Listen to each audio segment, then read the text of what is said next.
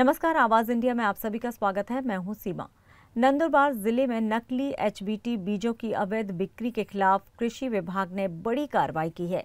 जिला कृषि विकास अधिकारी किशोर हड़पे ने कहा कि नंदुरबार और शहादा तालुका में कुल 4 स्थानों पर छापेमारी कर 10 लाख रुपए के नकली बीज जब्त किए गए हैं। इन बीजों के विक्रेता किसान को ये कहकर बहला रहे थे कि इस बीज में बोंडाड़ी जैसे कीटों का असर नहीं होता और उत्पादन ज्यादा होता है, लेकिन कृषि विभाग ने इसे पूरी तरह झूठा प्रचार बताया और किसानों से अपील की है कि वे इस झांसे में न आए।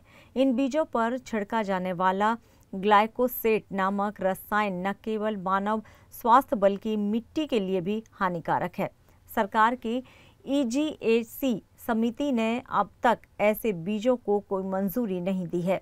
कृषि विभाग ने चेताया है कि बीज केवल अधिकृत और लाइसेंस शुदा केंद्रों से ही खरीदें और हर खरीदी की रसीद जरूर लें। साथ ही संदिग्ध गतिविधि की सूचना तुरंत कृषी विभाग को देने की अपील भी की गई है। नंदुरबार जिल्ह्यामध्ये बोगस बियाणे एचटीबीटी बियाण्यासंदर्भात एकूण 4 ठिकाणी कृषी विभागामार्फत संयुक्तरित्या कारवाई करण्यात आलेली आहे। सदरच्या या कारवाया ज्या आहेत त्या नंदुरबार जिल्ह्यातील नंदुरबार तालुक्यात 2 ठिकाणी आणि शहादा तालुक्यातील खाटोड या 2 ठिकाणी असा एकूण 4 ठिकाणी कारवाया करण्यात आलेल्या असून एकूण 10 लाख रकमेचा मुद्देमाल या ठिकाणी जप्त करण्यात आलेला आहे।